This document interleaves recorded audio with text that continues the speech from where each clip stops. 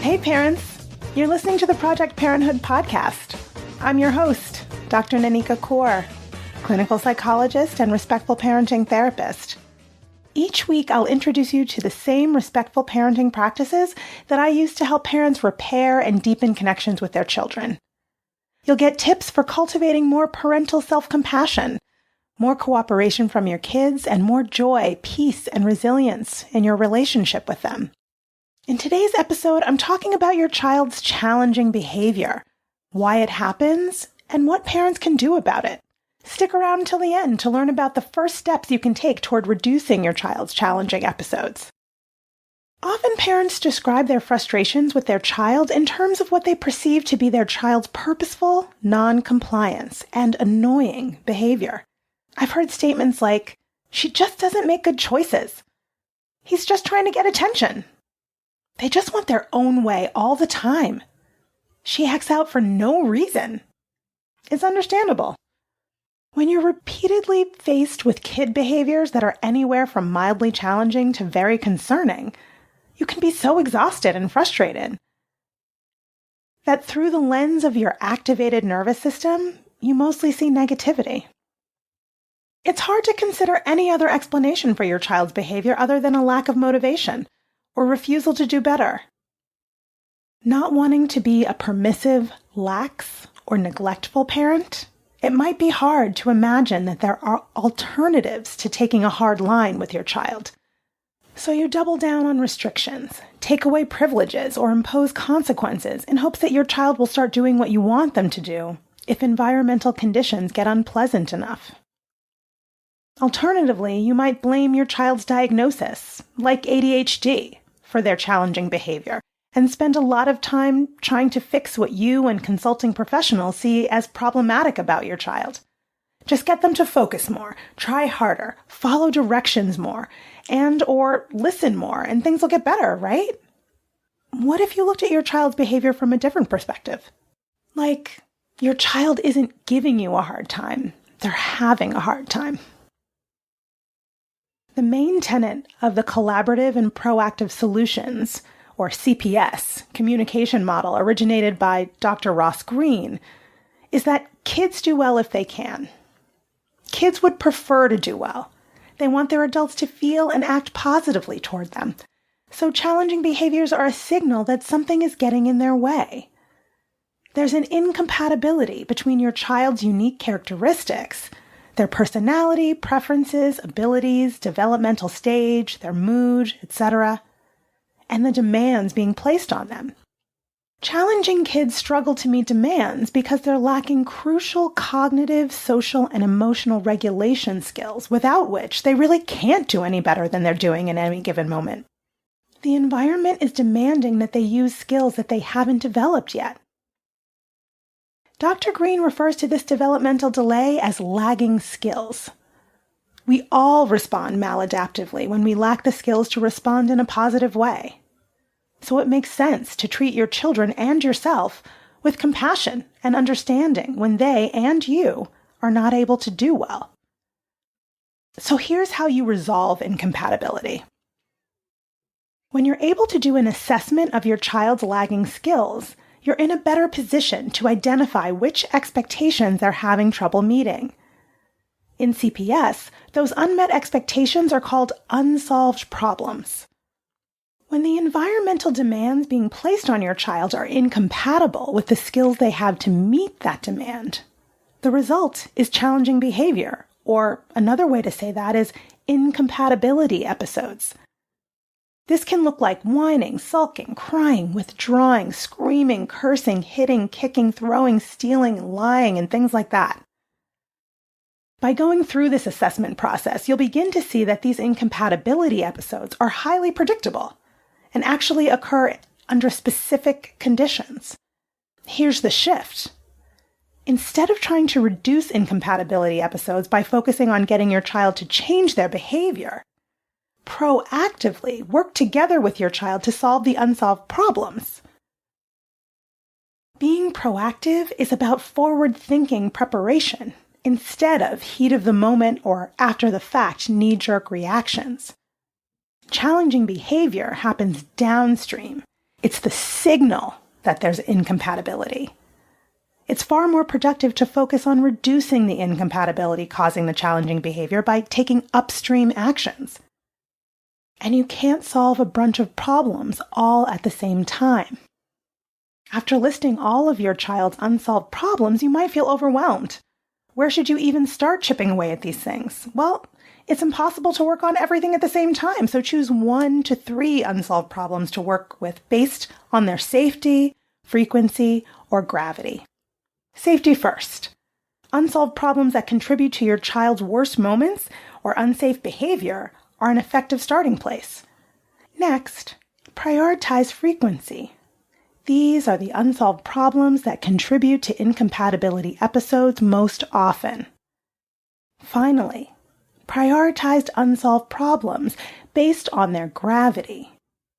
Those unsolved problems that have the greatest negative impact on your child or others. So, here are your 3 options for handling unsolved problems. Dr. Green lays out 3 possibilities for dealing with the unsolved problems you've identified. Plan A. You solve the problem unilaterally. This usually looks like you imposing your will on your child. Maybe you even dole out punishments and rewards to coerce your child to comply. This usually causes challenging episodes and doesn't durably solve any problems. Then there's Plan B. You and your child solve the problem collaboratively, as a team. This involves 3 ingredients. 1, the empathy step. This involves getting information from your child so you have a very clear understanding of their perspective and concerns related to the unsolved problem. 2, the define adult concerns step involves identifying and communicating your concerns. And 3, the invitation step, involves brainstorming with your child to select solutions that are realistic and mutually satisfactory. Then there's Plan C. You set a lower priority unsolved problem aside for the time being.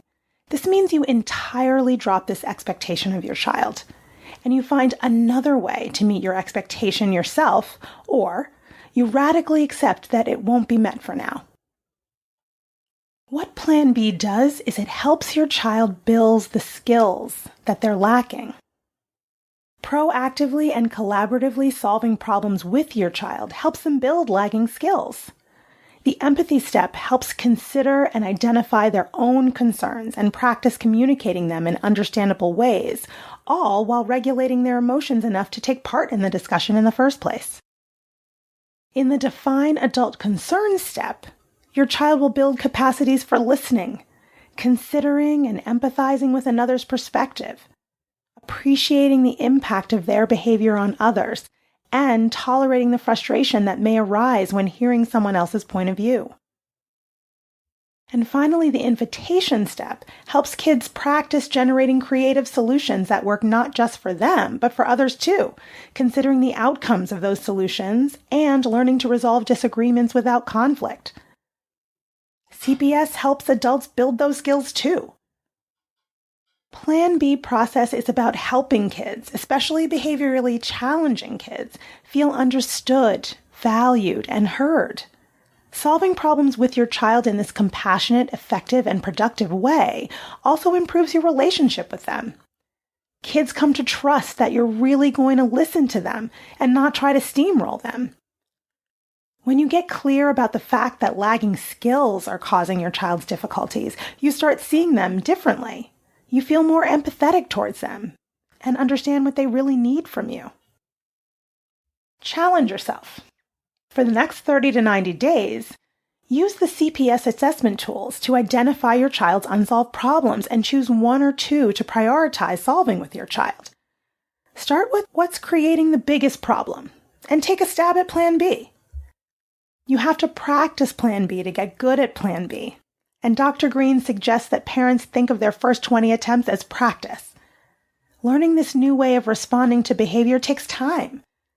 He also suggests that you spread your first Plan B discussion over a period of days. Use the first day for the empathy step and come back to the other steps on another day. remember that the empathy step is more about you listening than talking. On its own, the first step is relationship and trust building. So if you get through this one step, consider it a win. And if you do end up coming to some collaborative solutions, don't be surprised if the problem is not completely solved for the long haul. Just go back to the drawing board and clarify that everyone's concerns have really been identified and that the solutions are realistic and mutually satisfactory. It can externally appear that your child's challenging behaviors are limit testing, coercive, manipulative, attention-seeking, or unmotivated. What's really going on is that lagging cognitive skills and unsolved problems are at the root of the behaviors that are pushing your buttons.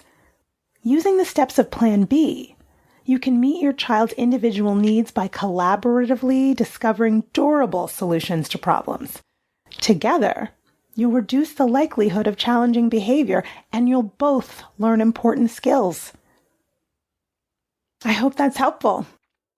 You can learn more about my work with parents at www.brooklynparenttherapy.com and on Instagram at BKParents. If you have more questions about solving problems with children or any other parenting questions or stories, leave me a message at 646-926-3243. And be sure to let me know if it's okay to use your voice on the show, or send an email to parenthood@quickanddirtytips.com. And don't forget to subscribe to Project Parenthood on Apple Podcasts, Spotify, or wherever you listen to podcasts. Catch you next week.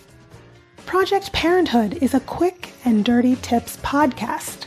It's audio engineered by Dan Feierabend with script editing by Adam Cecil. Our podcasting and advertising operations specialist is Morgan Christensen. Our assistant manager is Emily Miller. Our marketing and publicity assistant is Davina Tomlin. And our intern is Brendan Pika. That's all for this episode. Catch you next week.